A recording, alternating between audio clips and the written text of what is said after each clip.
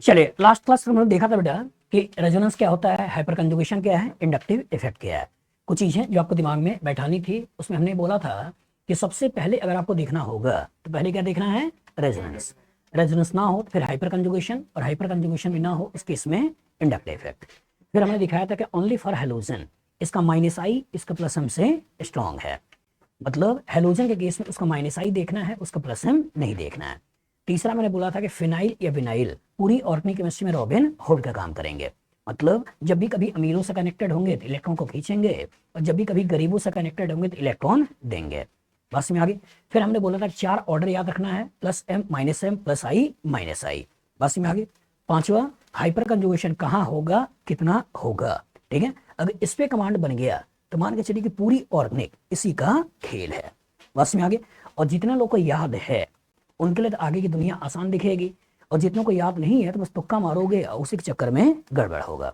बस में आगे चलिए अब देखते हैं आज की क्लास में इनका एप्लीकेशन क्या है। चलिए तो एप्लीकेशन में सबसे पहला एप्लीकेशन ले रहे हैं available electron density in benzene ring. मतलब 12th क्लास का जो चैप्टर है और 11th क्लास का चैप्टर है, रिएक्शन में हर जगह बेंजीन दिखेगा या उसका डेरिवेटिव दिखेंगे। जैसे 11th क्लास का हाइड्रोकार्बन है, मतलब अल्कीन अल्कीन अल्काइन बेंजीन, मतलब कहानी के अंदर बेंजीन आ गया। फिर 12th क्लास का अल्काइल हैलाइड एराइल हैलाइड, मतलब कहानी में हेलोजन आ गया। फिर अल्कोहल ईथर फिनॉल, तो यहाँ पे अल्कोहल और फिनॉल मतलब इनडायरेक्टली फिनॉल और ईथर ये दिख गया। फिर एल्डिहाइड कीटोन कार्बोक्सिलिक एसिड, तो एल्डिहाइड कीटोन कार्बोक्सिलिक एसिड। फिर बाद में अमीन, मतलब ये कहानी अमीन। मतलब ये जो बेंजीन है वो 11 12 हर जगह घूमता है। तो इसका मतलब अगर आपको मालूम है कि घर में कितना पैसा है तो क्या किसी गरीब को देना आसान है, डिफिकल्ट है? आसान है। तो कितना पैसा है हमें कैसे मालूम चलेगा? हमें मालूम चलता है कि अगर इस बेंजीन से इलेक्ट्रॉन डोनेटिंग ग्रुप लगे हैं तो पैसा बढ़ेगा, और इस पर्टिकुलर से इलेक्ट्रॉन विड्रॉइंग लगे हैं तो पैसा गिरेगा। तो डोनेटिंग कौन से हो सकते हैं, प्लस एम हो सकता है, हाइपर कंजुगेशन हो सकता है, प्लस आई हो सकता है। विड्रॉल कौन सा हो सकता है, माइनस एम हो सकता है, माइनस आई। मतलब अगर आपको ये ऑर्डर याद है कि प्लस एम में कौन पहले है, माइनस एम में कौन पहले है, प्लस आई में कौन पहले है, माइनस आई में कौन पहले है, तो क्या क्वेश्चन को करना इजी है नहीं इजी है? जैसे इन्हीं को ले लेते हैं, ठीक है, जितना ज्यादा पैसा उतना ज्यादा मतलब अवेलेबल इलेक्ट्रॉन डेंसिटी, और बाद में इसी को कहेंगे उतना ज्यादा रिएक्टिव टुवर्ड्स इलेक्ट्रोफाइल। और यहाँ पे क्या है, जितना कम पैसा उतना कम रिएक्टिव, और उतना घर में पैसा कम। सोचिएगा, तो जो H होता है, H क्या हो गया, रेफरेंस वैल्यू। CH3 किससे पैसा देगा, hyper conjugation. Only for halogen इसका क्या देखना है, माइनस आई। OH का क्या देखना है, प्लस एम। OCH3 का प्लस एम, CHO का माइनस एम, कीटोन का माइनस एम, एसिड का माइनस एम, NH2 का प्लस एम। तो इसका मतलब 3 है जो प्लस एम से पैसा दे रहा है, एक ये है, एक ये है, एक ये है। तो इंपॉर्टेंट क्या है, ऑर्डर। ऑर्डर याद करना है। तो OH का प्लस एम ज्यादा, OR का प्लस एम ज्यादा, NH2 का प्लस एम ज्यादा, तो इसलिए NH2 की कहानी पहले हो गई, फिर OH की हो गई, फिर OR की हो गई। तो रेजोनेंस की जब कहानी खत्म हो गई तो फिर बाद में आया हाइपर कंजुगेशन, फिर आया रेफरेंस वैल्यू। अब एक माइनस आई से खींच रहा है और 3 माइनस एम से खींच रहे हैं, तो कम कौन खींचेगा, माइनस आई, इसलिए कहानी में माइनस आई आया, और फिर कहानी में माइनस एम। अब कीटोन, एल्डिहाइड कीटोन एसिड, क्या ऑर्डर आपको याद करना है नहीं करना है? तो किसका माइनस एम ज्यादा है, एल्डिहाइड कीटोन एसिड, एल्डिहाइड फिर कीटोन फिर एसिड। एक उल्टा हो गया, पहले एसिड फिर कीटोन बाद में एल्डिहाइड। बस में आगे कोचिंग वाले इसी को बदमाशी करने के लिए ऐसे रिंग्स को मिला देंगे, और जब रिंग्स को मिला देंगे तो सोचिए एक बेंजीन से दूसरा रिंग को लगा दिया, और रिंग्स के डायरेक्टली कनेक्टेड COCH2 मतलब इनडायरेक्टली कीटोन, कीटोन का कौन सा इफेक्ट देखा जाए, माइनस एम। यहाँ देखो COOC एस्टर, एस्टर का कौन सा इफेक्ट देखा जाए, माइनस एम। यहाँ OCOR कौन सा इफेक्ट देखा जाए, प्लस एम। और यहाँ क्या है OR, कौन सा इफेक्ट, प्लस एम। तो OR का प्लस एम ज्यादा है कि OCOR का प्लस एम ज्यादा है, OR। तो इसलिए कहानी इसकी पहले हो गई फिर इसकी हो गई। इधर आ जाओ, तो यहाँ पे कीटोन है, यहाँ पे एस्टर है, किसका माइनस एम ज्यादा है, कीटोन। तो इसका ये कम है, थोड़ा सा ज्यादा पैसा हो गया, ये ज्यादा खींच रहा है मतलब पैसा कम हो गया। तो कहने का मतलब ये है कि सारा खेल इसी का है, अगर ये आपको याद है तो क्वेश्चन करना इजी है। तो एक एप्लीकेशन है कि available electron density in benzene ring, इसी को दूसरे शब्दों में कह सकते हो रिएक्टिविटी टुवर्ड्स इलेक्ट्रोफाइल। बस में आगे कि घर में जितना ज्यादा पैसा होगा गरीब को पैसा देना उतना ही आसान होगा। तो घर में पैसा कौन बढ़ाएगा, electron donating group. Donating group में कौन से हैं, प्लस एम हो गया, हाइपर कंजुगेशन हो गया, प्लस आई हो गया। इलेक्ट्रॉन विड्रॉल, इलेक्ट्रॉन विड्रॉल कौन सा है, माइनस एम हो गया, माइनस आई हो गया।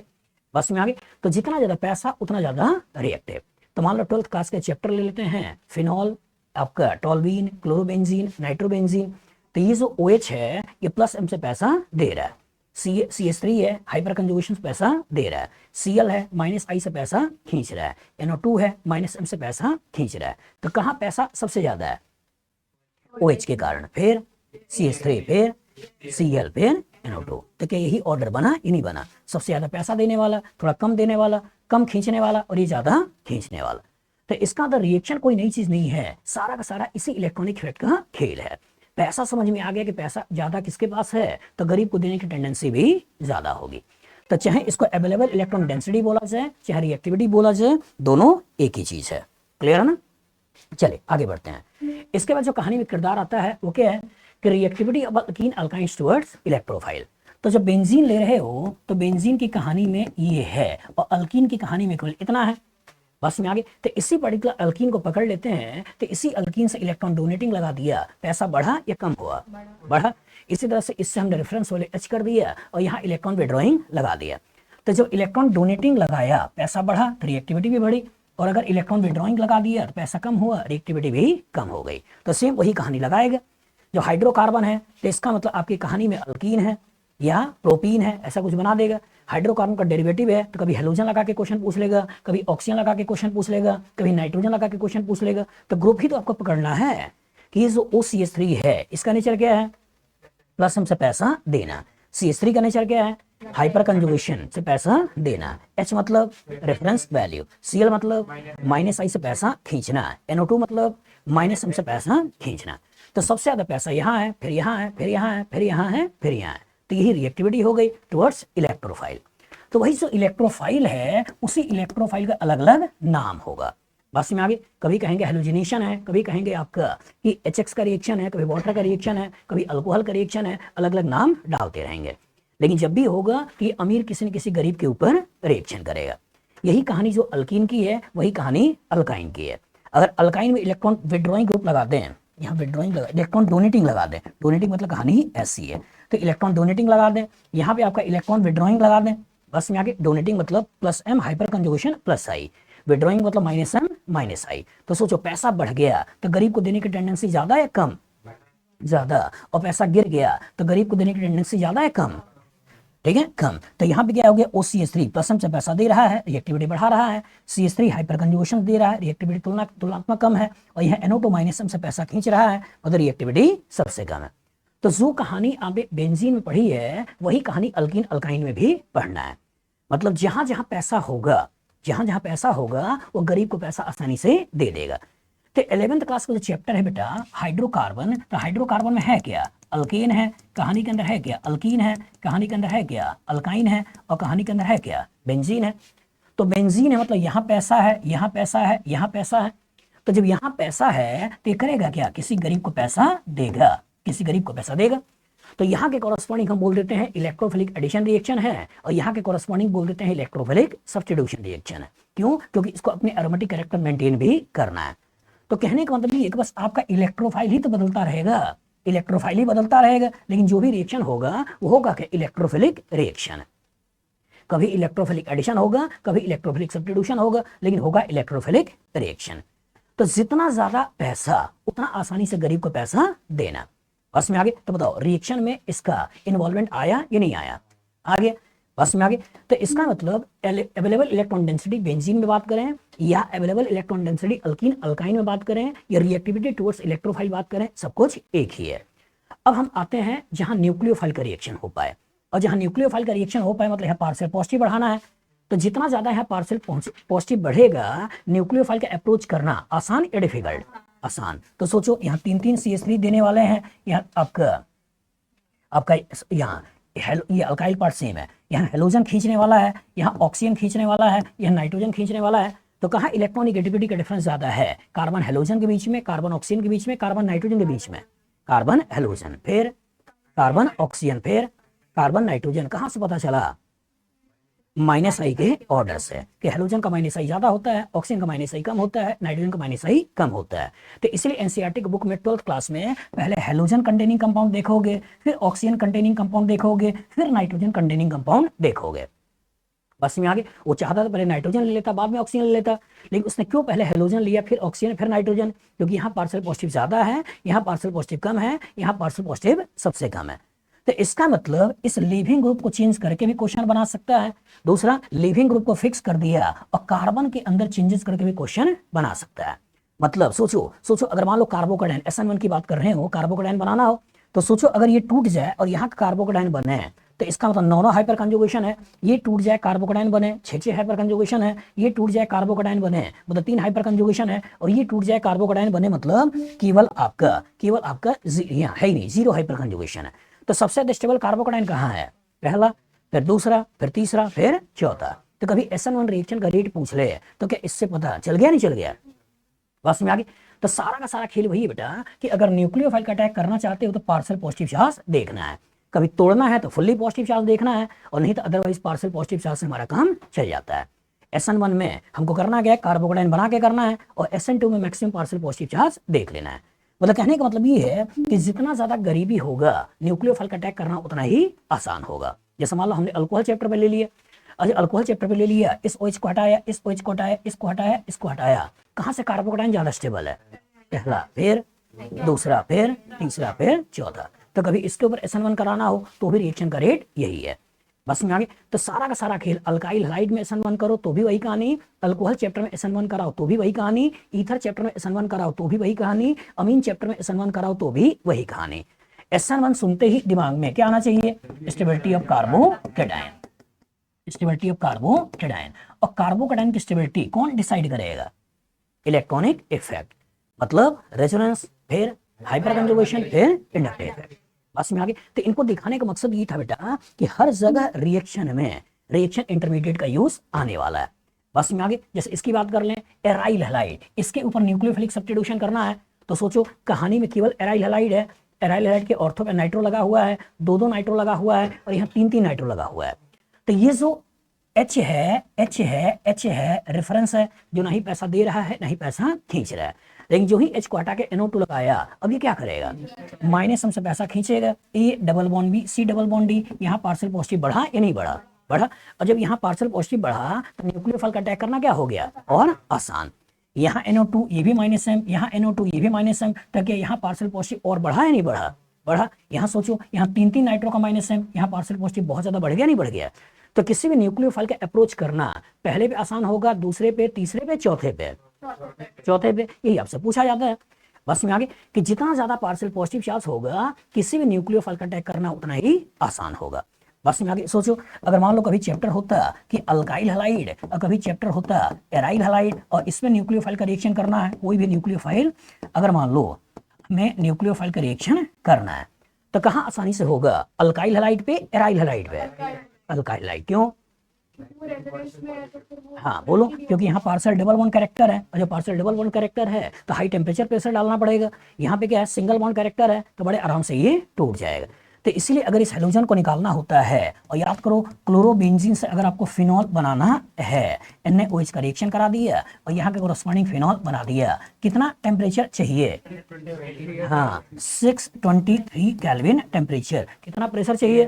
300 एटमॉस्फेरिक प्रेशर चाहिए। लेकिन क्या इतना टेम्परेचर यहाँ पे NaOH के द्वारा रिएक्शन करने से होगा? नहीं। मतलब थोड़ा बहुत गर्म करोगे तब भी रिएक्शन हो जाता है।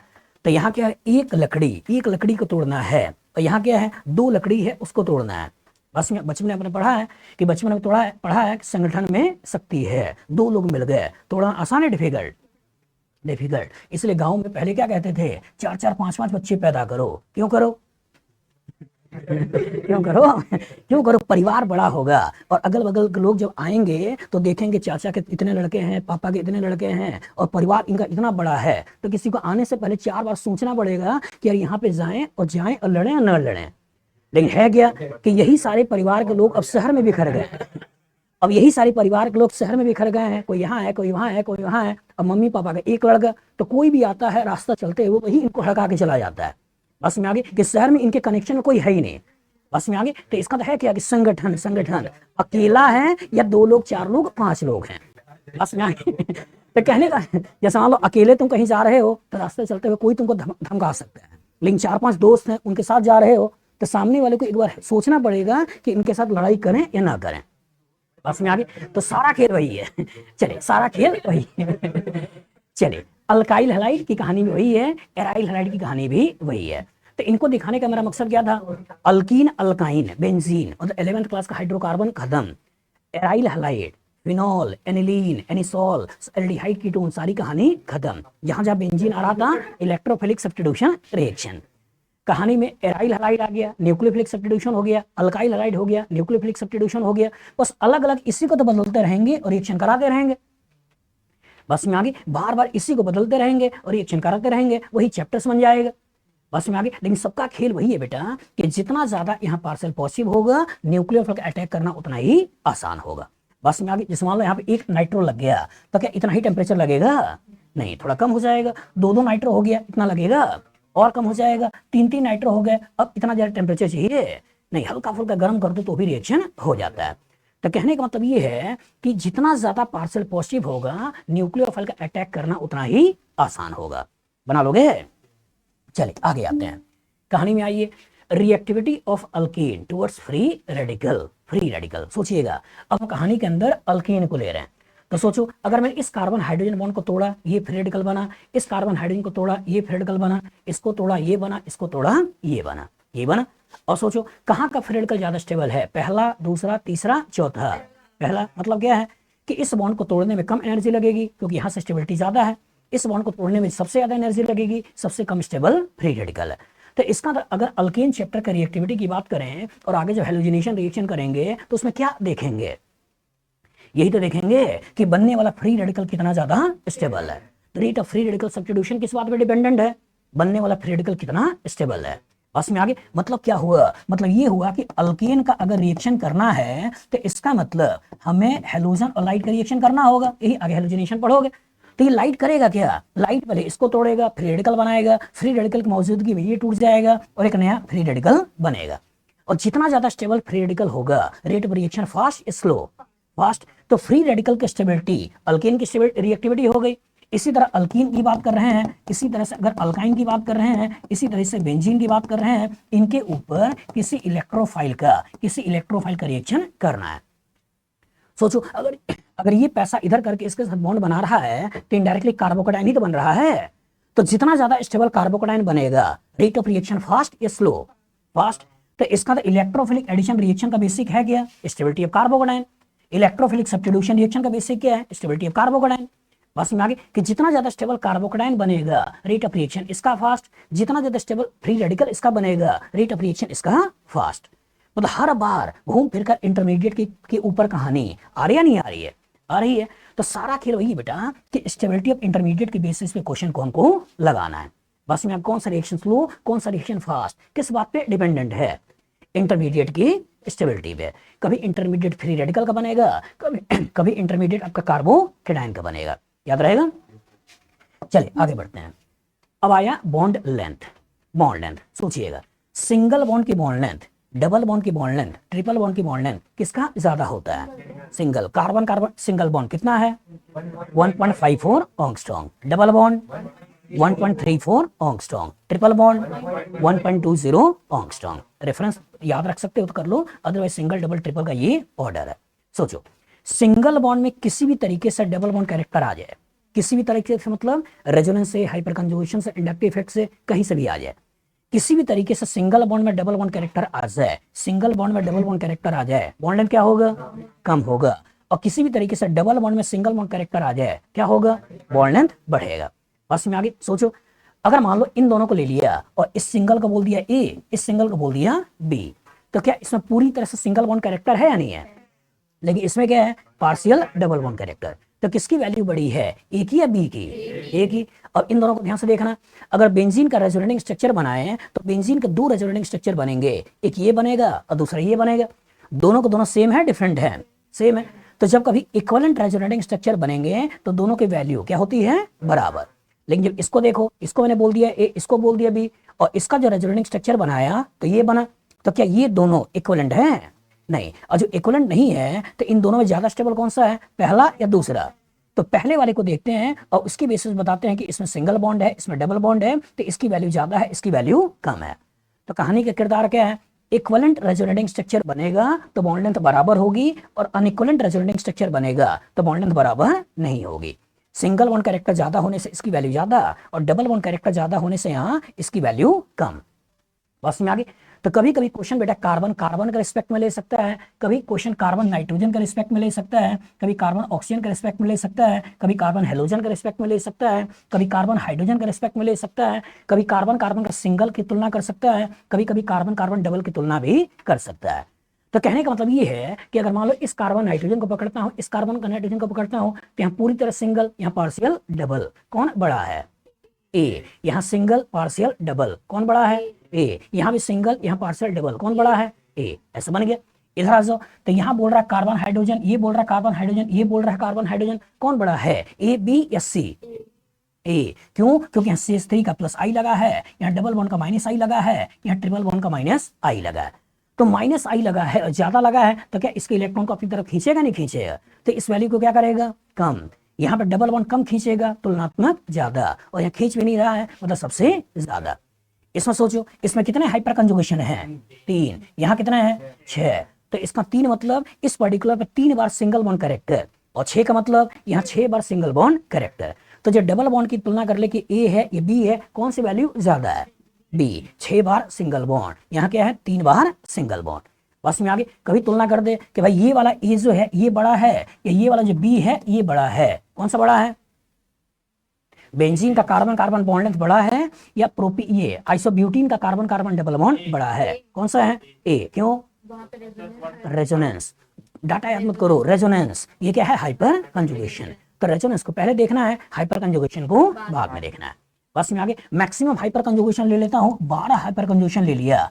बस में आगे, और इसकी भी तुलना अगर मान लो बेंजीन से कर दें, बस में आगे, तो ए वाली वैल्यू, ए की वैल्यू ज्यादा है, या इस पर्टिकुलर को बी मान लेते हैं, इसकी वैल्यू ज्यादा है, कौन सा होगा? ए। क्यों? क्योंकि यहाँ पर रेजोनेंस। तो रेजोनेंस के कारण डबल में सिंगल बॉन्ड कैरेक्टर ज्यादा आएगा, और हाइपर कंजुगेशन के कारण डबल में सिंगल बॉन्ड कैरेक्टर कम आएगा। बस में आगे, तो इंपॉर्टेंट क्या है कि जहां कहीं भी सिंगल बॉन्ड में डबल बॉन्ड कैरेक्टर आए तो क्या होगा? बॉन्ड लेंथ गिरेगा। और जहां कहीं भी डबल बॉन्ड में सिंगल बॉन्ड कैरेक्टर आए, इससे क्या होगा? बॉन्ड लेंथ बढ़ेगा। बस में आगे क्वेश्चन आएगा, लगा लोगे? चलिए, अब बॉन्ड लेंथ के बाद जो कहानी आती है वो क्या है? स्टेबिलिटी। सोचिएगा, स्टेबिलिटी, इलेक्ट्रॉन जितना डिस्पर्स हो जाए, स्टेबिलिटी कम या ज्यादा? ज्यादा। खुशियां जितनी फैल जाए, दुख जितना फैल जाए, स्टेबिलिटी ज्यादा है कम? ज्यादा। इसलिए कहते हैं ना, जब इंसान दुखी हो तो उसको क्या करना चाहिए? दोस्तों के पास जाना चाहिए। बस में आगे, दोस्तों के पास जाना चाहिए, दुख बांटना चाहिए। जितना ज्यादा दुख बटेगा उतना ज्यादा होगा क्या गया? जितना दुख बटेगा उतना मॉलिक्यूल की स्टेबिलिटी बढ़ेगी, तुम भी खुश रहोगे। और जब भी खुश हो तो करना क्या है? अपनी खुशियों को भी बांटना है। बस में बर्थडे होता है तो हम पार्टी क्यों देते हैं? इसलिए देते हैं कि भाई तू मीठा खा तो खुश हो, वो अच्छा अच्छा बोल जिससे मेरी लाइफ में भी अच्छा हो। जितनी शादी ब्याह होता है उसमें इतने सारे लोगों को बुलाते हैं, वो क्यों बुलाते हैं? इतना सारा लाखों करोड़ों खर्चा होता है, क्यों होता है? इसलिए होता है कि वो आए, अच्छा अच्छा खाएं और अच्छी अच्छी बातें बोलें जिससे हमारे साथ अच्छा हो। बस में आगे, तो खुश हो तो खुशियां बांटो, और दुख हो तो दुख बांटो। बस में आगे, दुखी, ऐसा नहीं कि लाइफ में कोई दुखी नहीं होता है, बहुत सारी चीजों में इंसान दुखी होता है। तो दुखी हो तो मतलब है क्या? दोस्त इसलिए तो काम आते हैं, अपने दोस्त मतलब दोस्तों से शेयर करो। तो बहुत सारे दुख तो मतलब दोस्त ही निकाल लेते हैं।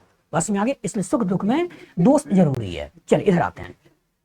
तो पैसे को करना क्या है? डिस्पर्स करना है। अब सोचो, यहाँ पूरी तरह से डबल बॉन्ड का इलेक्ट्रॉन यहीं पे है, यहाँ 3 हाइपर कंजुगेशन से पैसा फैला हुआ है, यहाँ 6 हाइपर कंजुगेशन फैला हुआ है, यहाँ 9 से फैला हुआ है, और यहाँ 12 से फैला है। तो सोचो, अगर इलेक्ट्रॉन ज्यादा डिस्पर्स है तो किसकी स्टेबिलिटी ज्यादा है? पहले की, दूसरे की, तीसरे की, चौथे की, पांचवे की? पांचवे की। पांचवे के बाद चौथा, फिर तीसरा, फिर दूसरा, फिर पहला। बस में आगे, जब मोनो इन हो तो भी कहानी वही है, डाई इन हो तो भी कहानी वही है।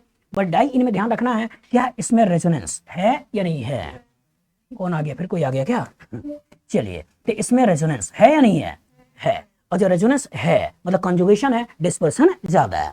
मतलब जब रेजोनेंस होता है ऐसे डाइंस को क्या बोलते हैं? Conjugated dice. जो रेजोनेंस में ना हो ऐसे डाइंस को क्या बोलते हैं? Isolated dice. और जो एक ही कार्बन 2 डबल बॉन्ड हो इसको क्या बोलते हैं? Cumulated dice. सोचिए, इलेक्ट्रॉन बहुत ज्यादा एक ही जगह क्राउडेड है, रिपल्सन स्टेबिलिटी कम। यहाँ रेजोनेंस नहीं है मतलब थोड़ा सा ज्यादा स्टेबल, और यहाँ रेजोनेंस से ज्यादा डिस्पर्सन है मतलब सबसे ज्यादा स्टेबल। तो इसलिए बोलते हैं कि कॉन्जुगेटेड आइंस की स्टेबिलिटी ज्यादा होती है, फिर आइसोलेटेड आइंस की होती है, और बाद में क्यूमुलेटेड आइंस की होती है। जब काम हमारा रेजोनेंस से चल जा रहा था, हाइपर कंजुगेशन क्यों देख रहे हो? इसमें देखना चाहते हो तो पहले रेजोनेंस देख लो, फिर हाइपर कंजुगेशन देख लो, बस में आगे। और इसके हाइपर कंजुगेशन में 2, ऐसा मत सोचना कि 3 और 3 6 देख लें, बस में आगे। इसकी कहानी में क्या है? इसकी कहानी में एक ही कार्बन में 2 2 पाई इलेक्ट्रॉन, इधर भी इधर भी, तो क्या इलेक्ट्रॉनिक रिपल्सन है या नहीं है? है। अब वही electronic repulsion number of hyper conjugation से जीत जाता है, और इसकी स्टेबिलिटी ज्यादा, इसकी स्टेबिलिटी कम बोलनी है, बस में आगे। तो इसलिए नेचर में देखोगे तो नेचर में ये और ये आपको ज्यादा दिखाई देंगे, ये आपको बहुत कम दिखाई देता है, बस में आगे। तो डाई इंस में 3 नाम आया, पहला कौन सा है? कॉन्जुगेटेड, फिर आइसोलेटेड, फिर क्यूमुलेटेड, याद रहेगा। चलिए, तो एक डबल बॉन्ड हो तो भी कहानी वही है, 2 डबल बॉन्ड हो तो भी कहानी वही है। यहां थोड़ा सा केयरफुल हो सकते हो, अगर मान लो कभी ऐसा अल्कीन हो जाए, कभी ऐसा अल्कीन हो जाए, यह मान लो ऐसे कर देते हैं, ऐसा अल्कीन हो जाए, कभी मान लो ऐसे कर देते हैं, ऐसे कर देते हैं, ऐसे कर देते हैं, ये ए है, ये बी है, ये सी है। यहाँ हाइपर कंजुगेशन कितना है? 6। यहाँ कितना है? 6। यहाँ कितना है? 6। कौन ज्यादा स्टेबल है?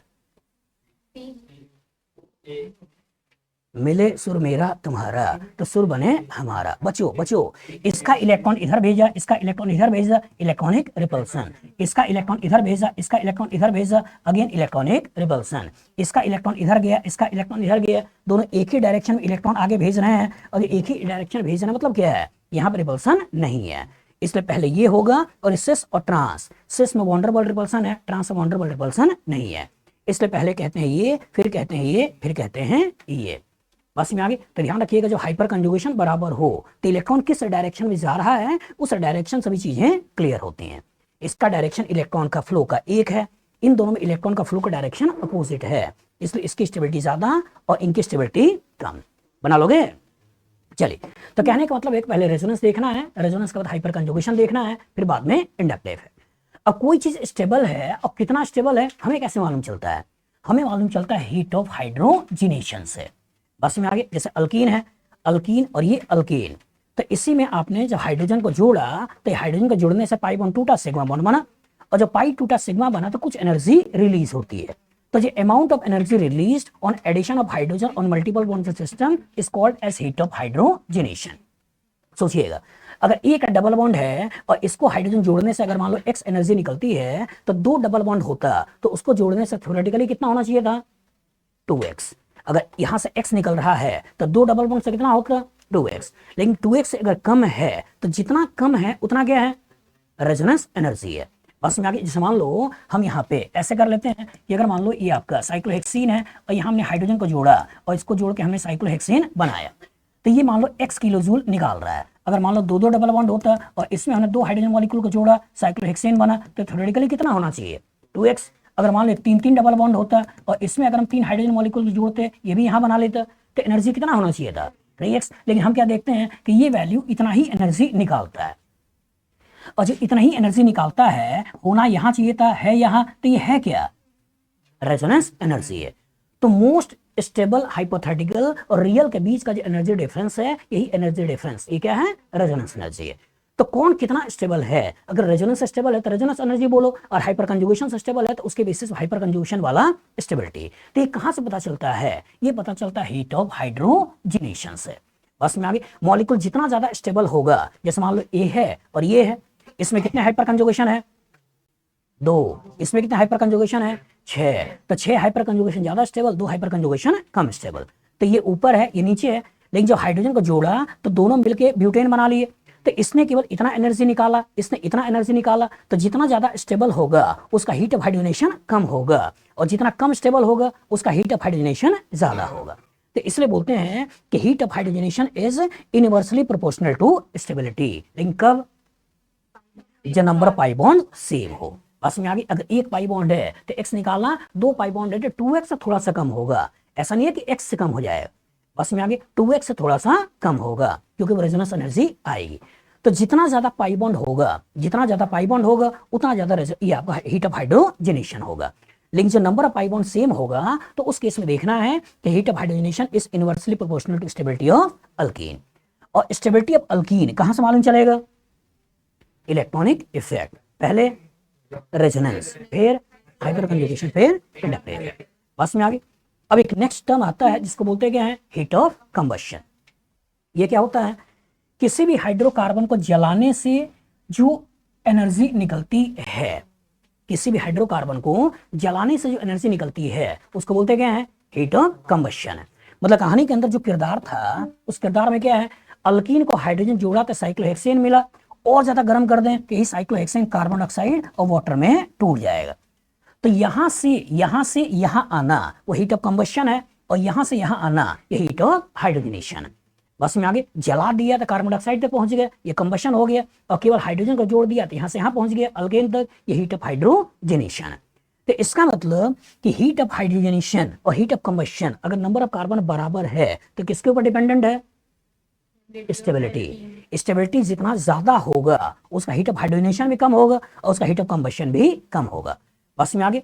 तो इसी तरीके से अगर नंबर ऑफ कार्बन बराबर है तब, लेकिन अगर मान लो एक छोटी सी लकड़ी है और एक पूरा पेड़ है और दोनों को जला रहे हैं, तो क्या दोनों से कार्बन डाइऑक्साइड बराबर निकलेगा, नहीं। इसको तो पेड़ ज्यादा कार्बन रखा है उसका हीट ऑफ कंबशन ज्यादा होगा, लकड़ी छोटी लकड़ी है उसने कम कार्बन रखा है हीट ऑफ कंबशन उसका कम होगा। तो इसका मतलब हीट ऑफ कंबशन सबसे पहले किसके ऊपर डिपेंडेंट है, नंबर ऑफ कार्बन के ऊपर।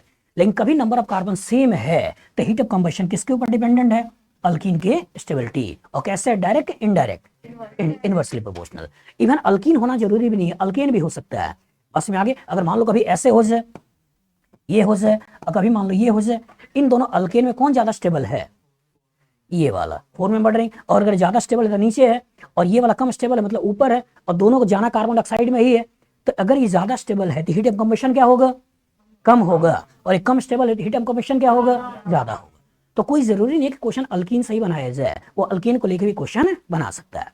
बस में आगे। अगर मान लो साइक्लोप्रोपेन साइक्लोब्यूटेन ऐसे ही पूछ ले, कौन हीट ऑफ कंबशन ज्यादा देगा,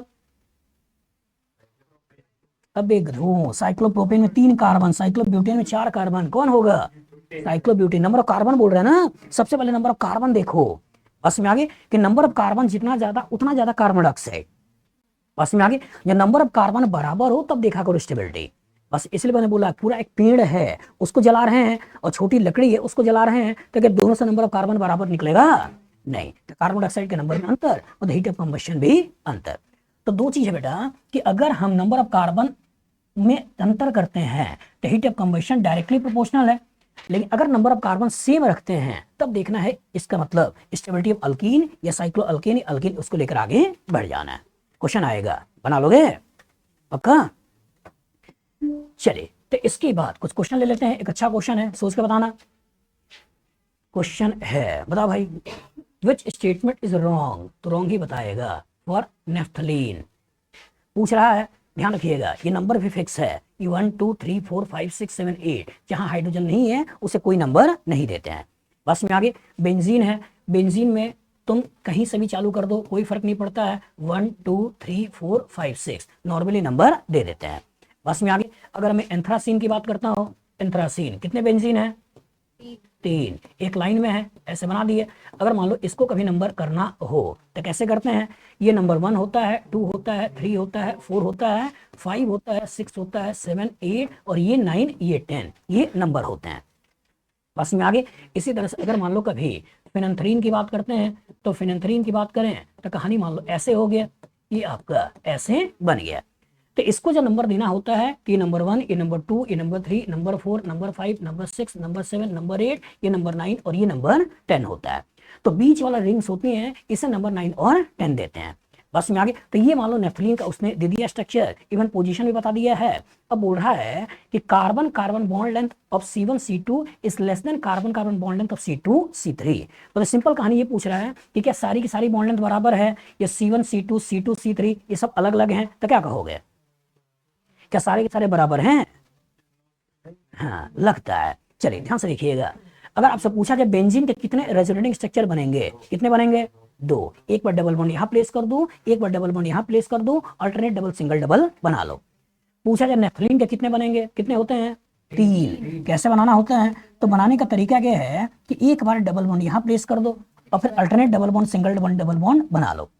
एक बार क्या करो, एक बार डबल बॉन्ड बीच में प्लेस कर दो और फिर अल्टरनेट डबल सिंगल बना लो। एक बार डबल बॉन्ड उस किनारे पे फिक्स कर दो और फिर अल्टरनेट डबल सिंगल बना लो। अब ध्यान से देखना इंपॉर्टेंट, C1 C2 और ये C3 C4, यही आपका 1 है 2 है 3 है, ये 1 है 2 है 3 है। एनालाइज करो, सोचो इस बॉन्ड के बारे में सोचो। 2 बार डबल बॉन्ड कैरेक्टर है, 1 बार सिंगल बॉन्ड कैरेक्टर है। यहाँ क्या है, 2 बार डबल बॉन्ड कैरेक्टर है, 1 बार सिंगल बॉन्ड कैरेक्टर है। और यहाँ क्या है, 2 बार सिंगल बॉन्ड कैरेक्टर है, 1 बार डबल बॉन्ड कैरेक्टर है। 2 बार सिंगल बॉन्ड कैरेक्टर है, 1 बार डबल बॉन्ड कैरेक्टर है। तो कौन बड़ा है, C1 C2 या C2 C3? C2 C3। तो एक अच्छा क्वेश्चन है, बच्चा नॉर्मली सोचता है क्या कि बेंजीन की सारी बराबर, मतलब नेफ्थलीन, एंथ्रासीन, फेनेंथ्रीन सबका सब बराबर। बस में आगे, लेकिन केयरफुल रहिएगा, बेंजीन की सारी बॉन्ड लेंथ बराबर होती है, लेकिन नेफ्थलीन की सारी बॉन्ड लेंथ बराबर नहीं होती है। बस में आगे, अब बोल रहा है carbon carbon bond length of C1 C2 is less than C1 C2 is less than C2 C3। सही है गलत? लेकिन पूछा क्या है, wrong. All carbon carbon bond length are equal. सही है गलत? यही हमारा है। अब आगे मिलाओगे तो सेम वही चीज मिल जाएगी। बस में आगे, तो इस क्वेश्चन को देने का मकसद ये था कि नॉर्मली बच्चा पिक्चर बना लेता है कि बेंजीन की सारी बराबर, मतलब इन सब की भी सारी बराबर। बस में आगे, लेकिन केयरफुल रहिएगा, नेफ्थलीन की सारी बॉन्ड लेंथ बराबर नहीं होती है। क्लियर है? चलिए इधर आते हैं, बताओ फिर so in which case carbon chlorine bond length is longest. Longest कौन सा है? आपका साइक्लोहेक्सेन पे क्लोरीन है, बेंजीन पे क्लोरीन है, आपका साइक्लोहेक्सेन पे COCl है, ये बेंजीन पे COCl है। कौन सा लॉन्गेस्ट है?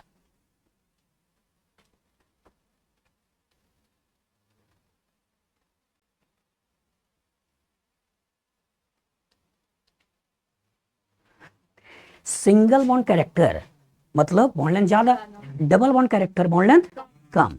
इसमें रेजोनेंस है पूरी तरह सिंगल बॉन्ड, इसमें रेजोनेंस है पार्शियल डबल बॉन्ड, इसमें रेजोनेंस है पार्शियल डबल बॉन्ड, इसमें रेजोनेंस है पार्शियल डबल बॉन्ड। कौन बड़ा है? हो गया हमारा क्वेश्चन। बस में आगे, जिसमें रेजोनेंस नहीं होगा, मतलब सिंगल बॉन्ड कैरेक्टर है, वैल्यू ज्यादा। जिसमें रेजोनेंस होगा, partial double bond character, value कम। बस में आगे, चलो बता भाई, टेंसी in which aromatic ring have highest electron density. इसमें कौन लगा है? कुछ नहीं, कुछ तो लगा ही है, H रेफरेंस वैल्यू। ये कौन लगा है? OH। ये क्या करता है? -m + m। कुछ और भी बोल दे यार, 4 और हैं, -I + I। ऐसे ऐसे काम मत करो यार आप लोग। +m लोन पेयर है ना, ध्यान दीजिएगा पहचानने का तरीका। A डबल बॉन्ड B, ये मान low carbon carbon double bond है, इसके बगल में अगर कार्बन के पास नेगेटिव चार्ज है, लोन पेयर है, बस में आगे, तो इसका भी सारा का सारा करेगा क्या? ये पैसा देगा। तो अगर नेगेटिव चार्ज लोन पेयर हो गया तो सारे के सारे क्या होते हैं? +m। लेकिन अगर ये कार्बन कार्बन डबल बॉन्ड है, A डबल बॉन्ड B, यहाँ C डबल बॉन्ड D हो गया, या C ट्रिपल बॉन्ड D हो गया, और इसकी इलेक्ट्रोनिगेटिविटी ज्यादा हो गई, मोर इलेक्ट्रोनिगेटिव एटम। अब ये क्या करेगा? पैसा खींचेगा, और जब पैसा खींचेगा तो क्या करेंगे? -m। तो लोन पेयर या नेगेटिव चार्ज हो गया तो पैसा देने वाला केस, और मल्टीपल बॉन्ड हो गया अपने ज्यादा इलेक्ट्रोनिगेटिव एटम से तो पैसा खींचना। OH क्या करेगा? पैसा देगा। ये क्या करेगा? देगा गा। क्यों देगा? सही है, सही है, बोलो बोलो। +I, टर्सरी ब्यूटाइल +I, इसका कोई हाइड्रोजन नहीं है, और जो कोई हाइड्रोजन नहीं मतलब +I। NO2 लादेन क्या करेगा? -m। अब ये पूछ रहा बताओ किसमें हाईएस्ट इलेक्ट्रॉन डेंसिटी है? किसमें है? B में, उसके बाद C में, फिर A में, फिर D में। ये बनेगा। चलो तुम बता बेटा, stability of pi bond in the following alkyne in reaching order. इसमें कितने हाइपर कंजुगेशन? 6। इसमें कितने हाइपर कंजुगेशन? क्या हो गया? हाइपर कंजुगेशन बता। 12। बस ये नंबर बताने हैं। इसमें कितने हाइपर कंजुगेशन? 6। इसमें कितने हाइपर कंजुगेशन? 9। तो इसका तो 12, फिर 9, फिर 6। अब दिक्कत क्या आएगी इन 6 में? अब ये सोचो, अभी मैंने बताया कैंसलेशन, और इसमें मैंने दिखाया इधर इधर एक डायरेक्शन में, तो कौन ज्यादा स्टेबल है, तीसरा या पहला? तीसरा। तो सबसे ज्यादा स्टेबल कौन सा हो गया? दूसरा। देखो ठीक है, डिक्रीजिंग हाँ, कहाँ पे है? ये दिख रहा है, ठीक है। सबसे कम कौन सा था? हाँ, ये हो गया पहला, फिर तीसरा, फिर चौथा, फिर हाँ, बन जाएगा ना। तो कहने का मतलब ये बेटा कि सबसे पहले रेजोनेंस देखो, रेजोनेंस ना हो तो हाइपर कंजुगेशन देखो, यही तो है। चलिए Vishakha, decreasing order bond length of carbon carbon double bond, किसके बारे में पूछ रहा है? Carbon carbon double bond. सोचो डबल बॉन्ड में सिंगल बॉन्ड करेक्टर आएगा, क्या होगा? बढ़ेगा। और अगर सिंगल में डबल बॉन्ड करेक्टर आए, हाँ बॉन्ड लेंथ कम होगा। सोचो डबल बॉन्ड की बात कर रहा है, फोकस डबल बॉन्ड पे होना चाहिए, डबल बॉन्ड पे होना चाहिए। एनालाइज करो, क्या इसमें रेजोनेंस है ना? पक्का? इसमें कितने रेजोनेंस हैं? नहीं है। कितने हाइपर कंजुगेशन है? 10। इसको घेर लिया बेटा, 3 3 6 2 8 2 10, 10 हाइपर कंजुगेशन हो गए। इसमें रेजोनेंस है? हाँ इसमें रेजोनेंस है।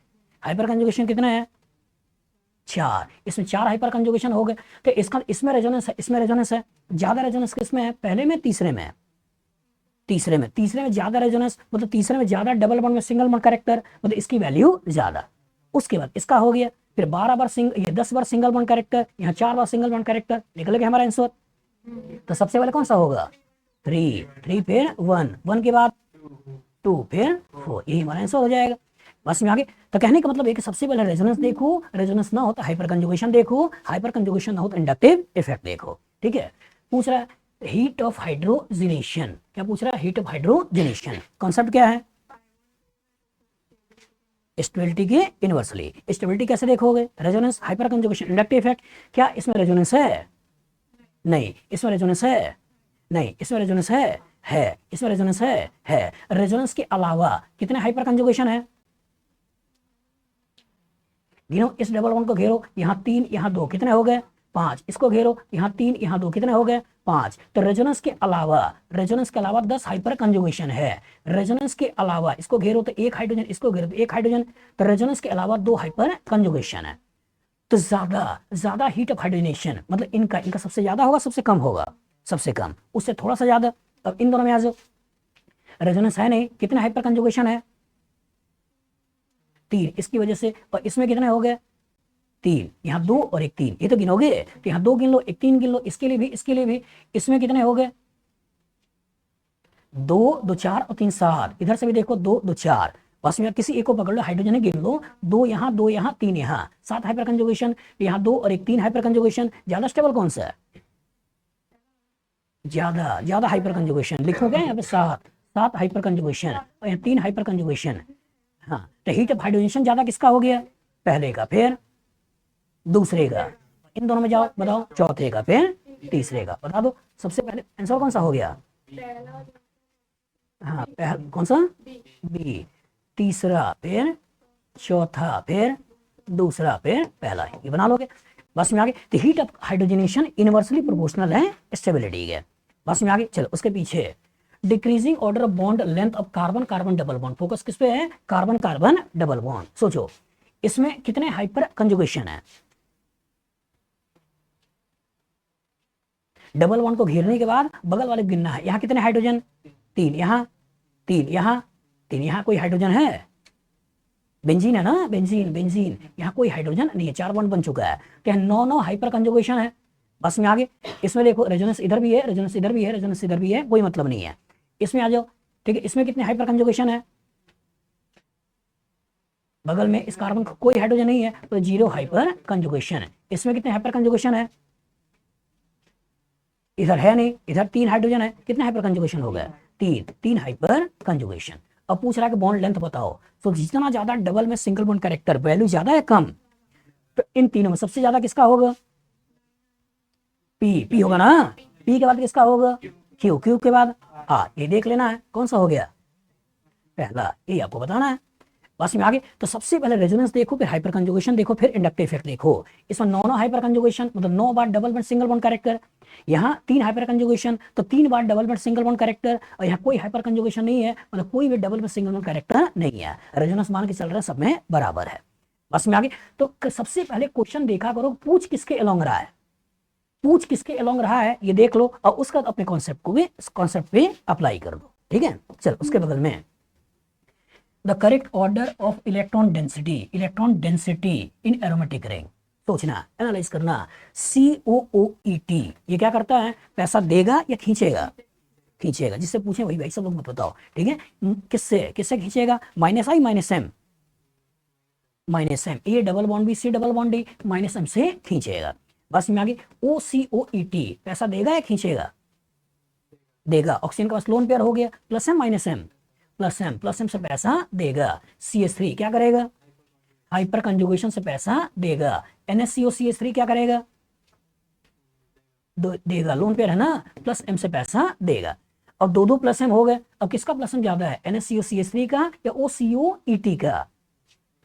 हाँ, तो इसका चौथे का सबसे ज्यादा हो गया, फिर उसके बाद दूसरा हो गया, तो चौथा दूसरा यहां तक ठीक ठाक दिख रहा है। उसके बाद बताओ कि पहला या दूसरा, ये पहला या तीसरा? तीसरा, क्योंकि पैसा देने वाला, चौथा तो खींचने वाला है, तो तीसरा फिर पहला, यही हमारा आंसर हो गया। बस में आगे, तो इफेक्ट पहचानिए, इफेक्ट पहचानिए कि जो ग्रुप लगा हुआ है उसका नेचर कैसा है।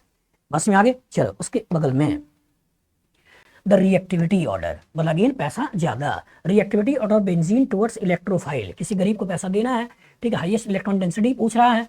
सोचो NO2 ये क्या करेगा?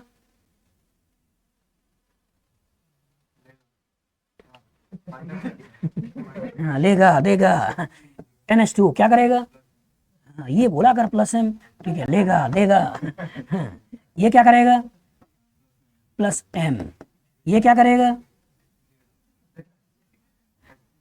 हाँ, HC Verma sir, plus HC। ये Cl क्या करेगा? Minus M. हाँ बेटा, बहुत दूर है तू। NH2 क्या करेगा? Plus M. सही बताया करो यार, गलत मत बताया करो, दुख होता है। सोच, यहाँ बच्चा गलती करता है, यहाँ बच्चा गलती करता है। NH2 क्या करेगा? प्लस एम से पैसा देगा। ये NH2 क्या करेगा? ये NH2 क्या करेगा? क्या माइनस आई लगाएं या प्लस एम लगाएं? चलिए, कितने लोग माइनस आई सोच रहे हो और कितने प्लस एम सोच रहे हो? गुड, घर ही तो है, घर में चाचा जी हैं, कमाकर पैसा ला रहे हैं। यही तो पूछा है, reactivity of benzene towards electrophile, किस घर में पैसा ज्यादा है।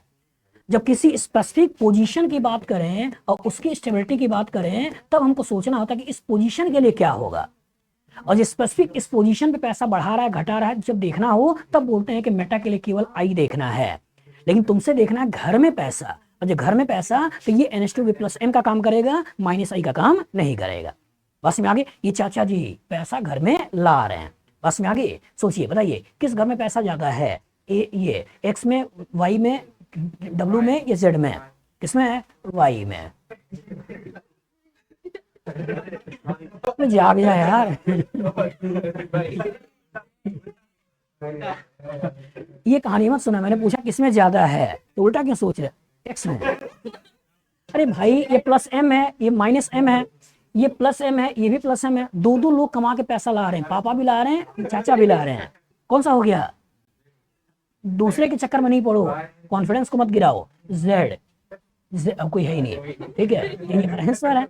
तो कहने का जेड तुमने निकाल लिया, जेड के बाद कौन सा हो गया? Y, plus M hyperconjugation, फिर डब्ल्यू में क्या है?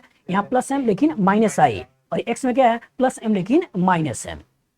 बस में आगे, इस क्वेश्चन की ब्यूटी क्या है, बच्चा यहाँ पे माइनस आई लगाएगा और माइनस आई लगाकर क्वेश्चन को गलत करेगा।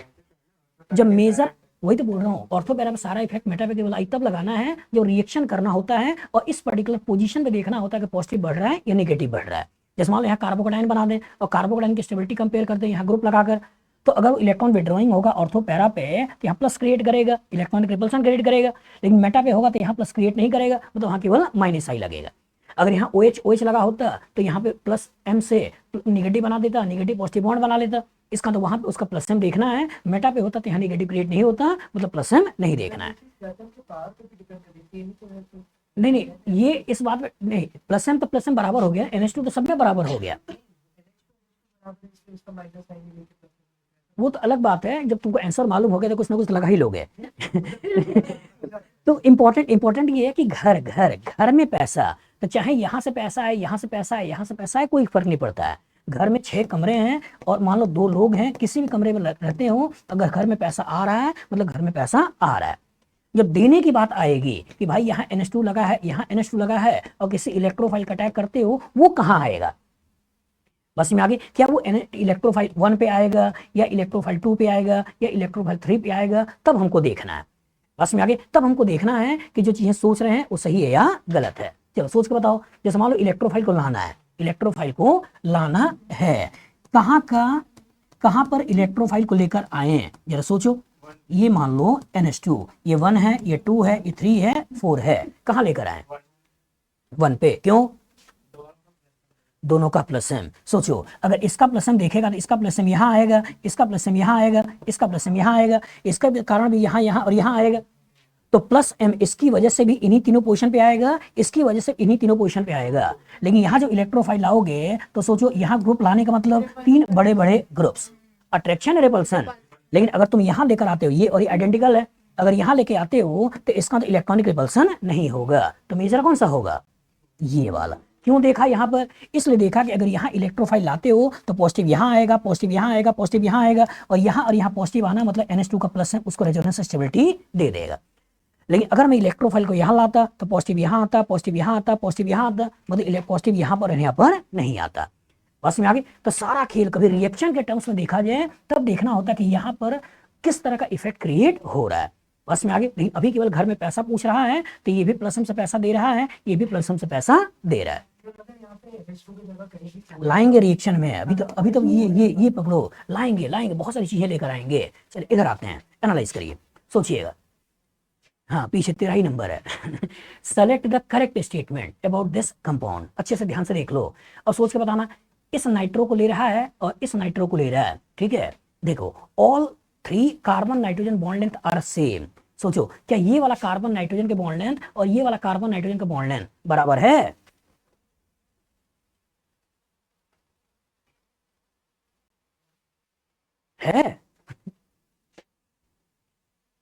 देख बेटा 3 ग्रुप लगे हैं और जो 3 ग्रुप लगे हैं तो वॉन डेर वाल्स रिपल्सन होगा या नहीं होगा? तो ये प्लेन के बाहर, ये दोनों प्लेन के पीछे, और अगर ये प्लेन के पीछे गए तो क्या उनका इफेक्टिव रेजोनेंस होगा? नहीं। और यहाँ हाइड्रोजन है, मतलब यहाँ इफेक्टिव रेजोनेंस होगा, और इफेक्टिव रेजोनेंस की वजह से यहाँ क्या है, यहाँ A double bond B C double bond D, यहाँ डबल बॉन्ड कैरेक्टर ज्यादा होगा, और यहाँ इफेक्टिव रेजोनेंस ना होने की वजह से यहाँ सिंगल बॉन्ड कैरेक्टर ज्यादा होगा। बस में आगे। तो सिंगल बॉन्ड कैरेक्टर ज्यादा तो ये बॉन्ड लेंथ क्या होगा? बड़ा होगा, और ये बॉन्ड लेंथ क्या होगा? छोटा होगा। तो बोल रहा सारे के सारे कार्बन नाइट्रोजन बॉन्ड लेंथ बराबर है, सही है गलत? दूसरा बोल रहा है कि C1 नाइट्रोजन, C1 कौन सा है? C1 ये वाला, ये और ये बराबर ही है। C1 nitrogen and C3 nitrogen, C3 ये वाला है, C3 nitrogen length are same, सही है गलत? कहाँ सही? एक इसकी बात करे कि इसकी बात कर रहा है? सही है, थोड़ा साफ कर दें। अब सोचो ये C1 और ये C3 सेम है? नहीं। इधर आ जाओ। तीसरा बोल रहा है कि C1 and C5, C1 and C5, बताओ ये सेम है नहीं है? सेम, ये सेम है, बट लॉन्गर देन बोल रहा है, सही है गलत? क्योंकि इसमें सिंगल बॉन्ड कैरेक्टर ज्यादा है, इसमें डबल बॉन्ड कैरेक्टर ज्यादा है। और लास्ट में आपसे पूछ रहा है C1 C3 are length different, C1N and C3N, सही है गलत है? सही है। लेकिन आगे क्या बोल रहा है? But both are longer than C5 C3, गलत है ना? ये दोनों बराबर होंगे, ये छोटा होगा और ये बड़े होंगे। बस में आगे। तो इसको दिखाने का मकसद ये था कि 1 2 3 जहां कहीं भी 3 ग्रुप अगर अगल बगल आते हैं, 3 ग्रुप अगल बगल आते हैं तो होगा क्या? इन तीनों के बीच में वॉन डेर वाल्स रिपल्सन होगा, और जो वॉन डेर वाल्स रिपल्सन होगा तो ये क्या होगा? ये चला जाएगा आउट ऑफ प्लेन, और अगर आउट ऑफ प्लेन चला गया और ये दोनों चले जाते हैं बिलो द प्लेन, तो अगर आउट ऑफ प्लेन चला गया और मान लो इसमें कोई ऐसा एटम, ग्रुप ऑफ एटम है जिसकी वजह से रेजोनेंस हो रहा हो, जैसे मान लो यहाँ कोई एटम है जिसके पास लोन पेयर ऑफ इलेक्ट्रॉन है, तो A double bond B, C के पास लोन पेयर। यहाँ कोई ऐसा है जिसके पास N डबल बॉन्ड O या C डबल बॉन्ड D हो, ऐसा कुछ केस हो, A double bond B C double bond D। बस में आगे। तो जब ये प्लेन के बाहर चला गया तो क्या इसका रेजोनेंस उतना ही होगा जितना पहले था? नहीं। मतलब सोच लो कि अगर बगल में कोई ग्रुप लगा हुआ नहीं था और यहाँ पे था, तो इसका रेजोनेंस होना और इसका रेजोनेंस होना क्या दोनों बराबर होगा? नहीं। तो क्या बोलते हैं कि स्टेरिक हिंड्रेंस होने की वजह से आउट ऑफ प्लेन चला गया, जिसकी वजह से रेजोनेंस डिमिनिश हो गया। और रेजोनेंस को डिमिनिश होना किसकी वजह से? स्टेरिक हिंड्रेंस की वजह से। और इसीलिए केमिस्ट्री में एक नाम देते हैं, वो क्या होता है? SIR, मतलब स्टेरिक इनहिबिशन ऑफ रेजोनेंस। बस में आगे स्टेरिक इनहिबिशन ऑफ रेजोनेंस, मतलब भीड़ भाड़ के होने से, स्टेरिक हिंड्रेंस होने से रेजोनेंस क्या हो गया है, डिमिनिश हो गया। और जब रेजोनेंस डिमिनिश हो गया है तो जितना यहाँ होना था और जितना यहाँ होना था दोनों बराबर नहीं है। इसका रेजोनेंस ज्यादा इफेक्टिव है, इसका रेजोनेंस कम इफेक्टिव है। लेकिन कहाँ लगाना है, जहां कहीं 3 ग्रुप्स लगे हों अगल बगल। बस में आगे जैसे कार है, कार में पीछे 3 लोगों को बैठना है, कैसे बैठोगे, 3 लोगों को बैठना है तो 2 पीछे हो जाते हैं, 1 आगे हो जाते हैं, यही तो होता है। तो जो लाइफ में होता है बेटा वही यहाँ भी होता है कि 3 लोग हैं, इतनी स्पेस में तीनों को ऑक्युपाई करना है, तो होगा क्या, ये चला जाता है आउट ऑफ प्लेन और ये दोनों को भेज देता है बिलो द प्लेन। बस में आगे जिसकी वजह से अगर आउट ऑफ प्लेन चला गया तो रेजोनेंस डिमिनिश हो गया। इंसान थोड़ा मक्कार है, छोटे में क्या लिखता है, SIR। बस में आगे स्टेरिक इनहिबिशन ऑफ रेजोनेंस बना लोगे। चलिए आगे आते हैं।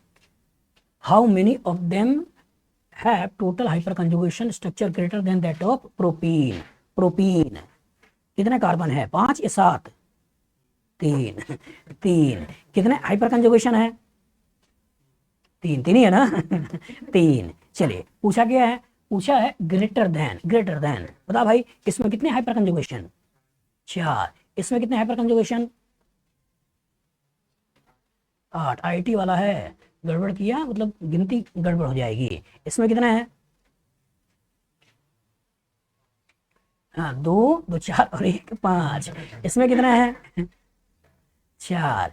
इसमें कितना है, कितना नहीं है, 0 बोले यार।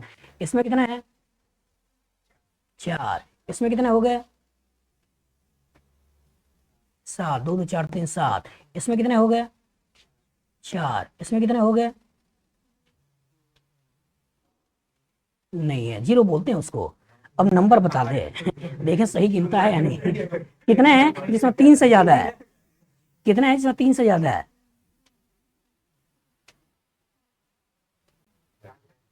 पक्का क्यों, कभी कभी ये भी बच्चे गलती करते हैं। 2 ये 3 4 5 6 7 गुड, क्योंकि पता चला सबको सही कर दिया, यहाँ जाके गड़बड़ कर दिया और लास्ट में क्या कहेंगे, तो उनसे बचना है। ये क्यों पढ़ रहा है भाई केमिस्ट्री।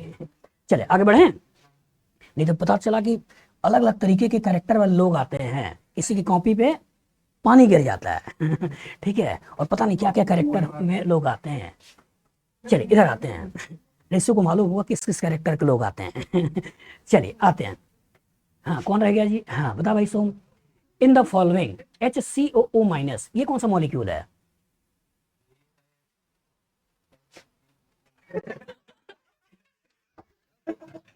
हाँ स्टेर, अबे फॉर्मेट स्टेर, तो क्यों जल्दबाजी कर रहा है in the anion formate the 2 carbon oxygen bond length are found to be equal length. चलिए रीजन क्या, इक्वल लेंथ है या नहीं है, हाँ क्यों, रेजोनेंस। इससे तुमने रेजोनेटिंग स्ट्रक्चर बनाया और रेजोनेटिंग स्ट्रक्चर बनाया तो रेजोनेंस आया, वो रेजोनेंस कुछ ऐसा बन गया। Equivalent non equivalent, equivalent. अब बता दो, ये पूछ रहा है the carbon oxygen bond is weaker then carbon oxygen bond, the A9 HCOO minus has 2 resonating structure, the anion is obtained by the removal of proton from the acid molecule, the electronic orbitals of the carbon atom are hybridized। Answer कौन सा होगा, B होगा, कि इसमें resonance की stability gain कर रहा है और रेजोनेंस की स्टेबिलिटी आने की वजह से यहाँ पर एक बार सिंगल एक बार डबल, यहाँ एक बार डबल एक बार सिंगल, मतलब दोनों इक्विवेलेंट है, बराबर हो गए। बस में आगे क्वेश्चन ऐसे आ जाए, बता भाई इधर जतिन फिनॉक्साइड फॉर्मेट ये ले लिया, ठीक है ये ले लिया, इन दोनों में ज्यादा स्टेबल कौन सा है, पहला या दूसरा,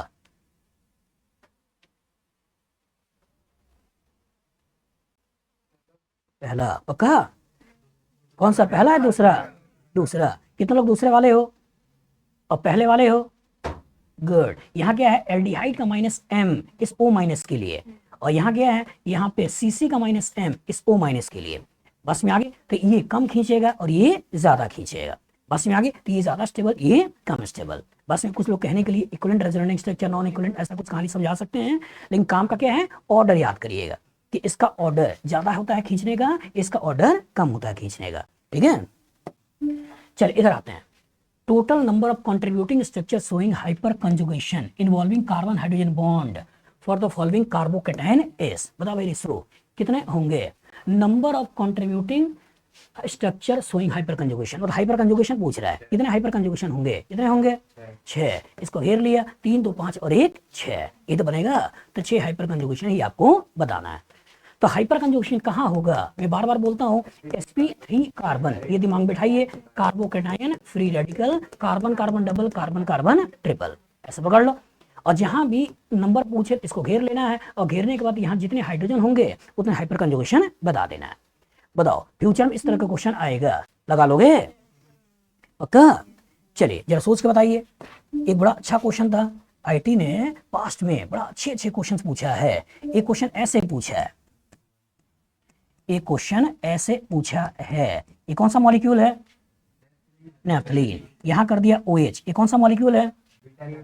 beta naphthol. Very good, beta naphthol. ठीक है, कहां पढ़ा है रिसो? तेरे से पूछ रहा हूँ। डाइजो कपलिंग रिएक्शन पढ़ा था। ठीक है, चलिए समझिएगा क्वेश्चन कैसे पूछा था। 2013-14 के आसपास कभी पूछा था कि बीटा नेफ्थॉल दे दिया था, इसके ऊपर NaOH का रिएक्शन कराया था, यहाँ N दे दिया था, अब पूछा था कि इसके कितने रेजोनेटिंग स्ट्रक्चर बनेंगे।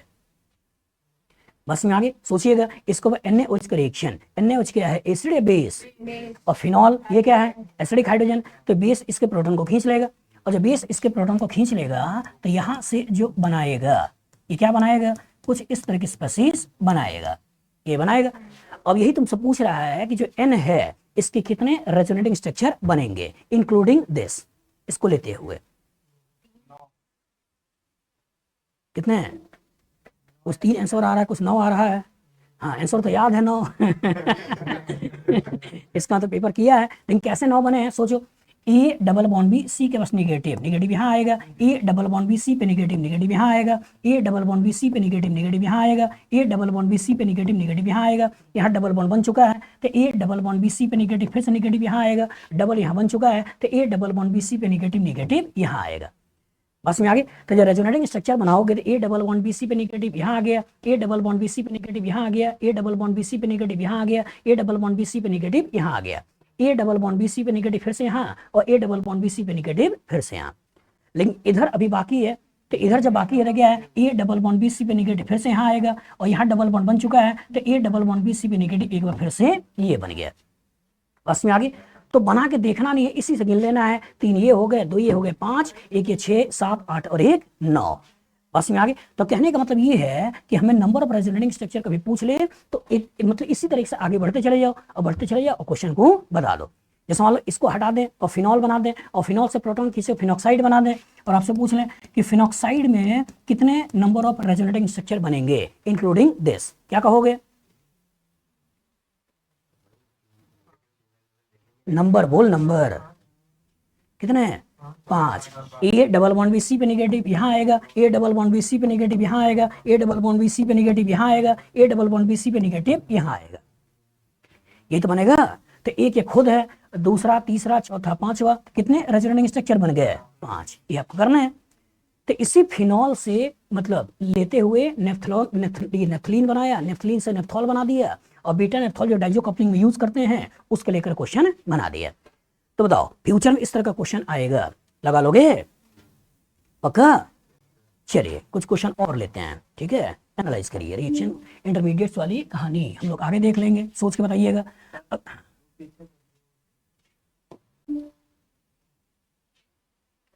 कैमरामैन सोम के साथ हो गया। चलिए आगे बढ़ते हैं, सोच के बताइएगा।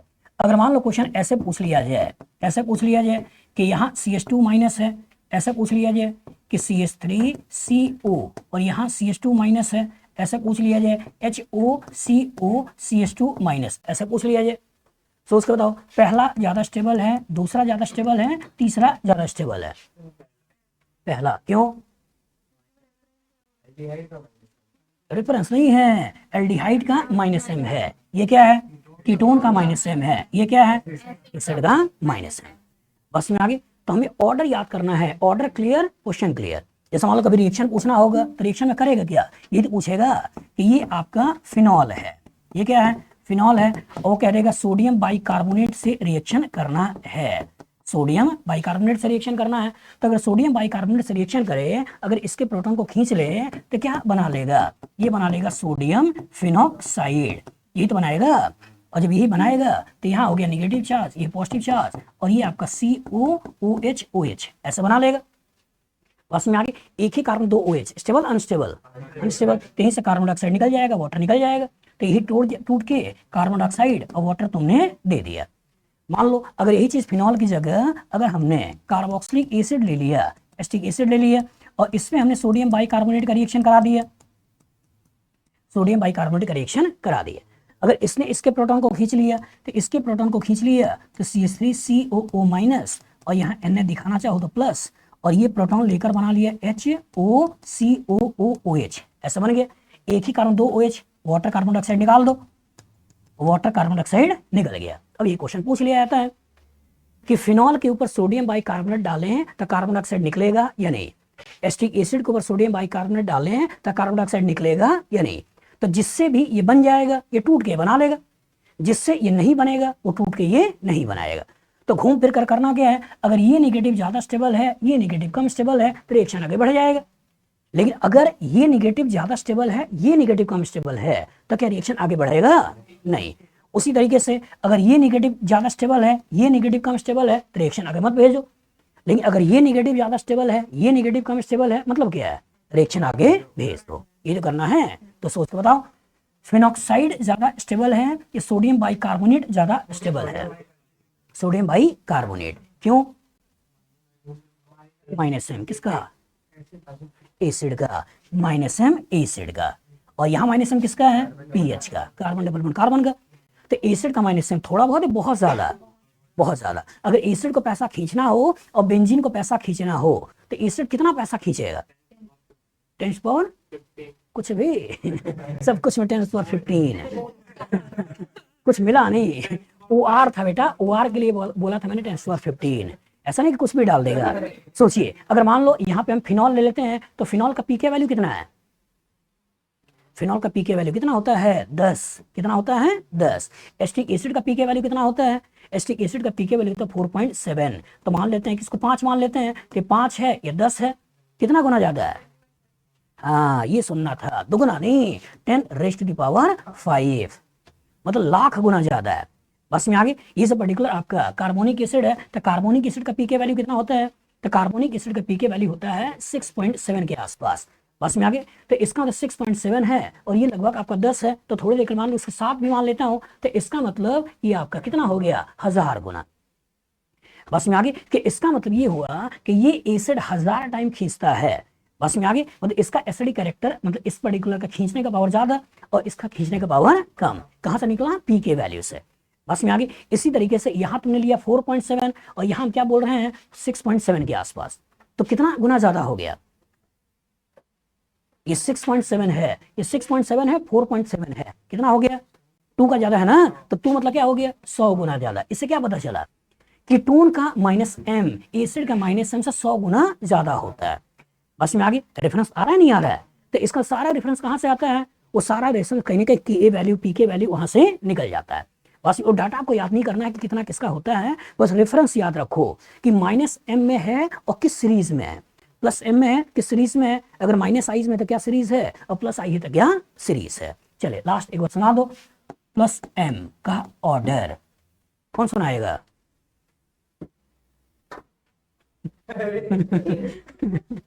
कितना लोगों को याद है, कब करोगे यार तुम, सोचो रिवीजन रिवीजन कितनी बार रिवीजन, ठीक है। चलिए बता भाई गौरव, +M सबसे पहले, फिर ऐसे सुनाएगा, रुक जा कौन सुनाएगा एकदम एक फ्लो में, हाँ बता बेटा,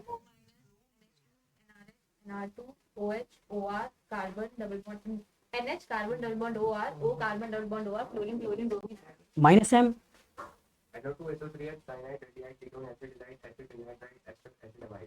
सल्फोनिक एसिड शायद खा गया है, सुनाया था। चलिए +I कौन सुनाएगा, 2 हो चुके हैं, याद है पक्का, कहीं माइनस ना सुना दे तो सुना +I tertiary butyl isopropyl ethyl methyl D. Deuterium H, very good. Minus I, ये कौन सुनाएगा? सुना देगी? सुना।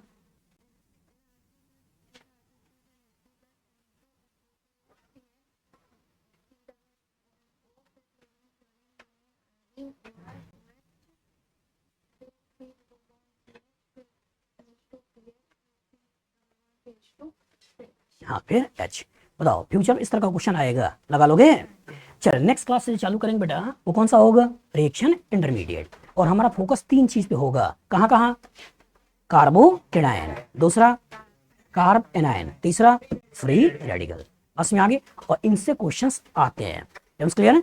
चलिए ये वाली क्लास फिर मैं यहीं पे छोड़ता हूँ।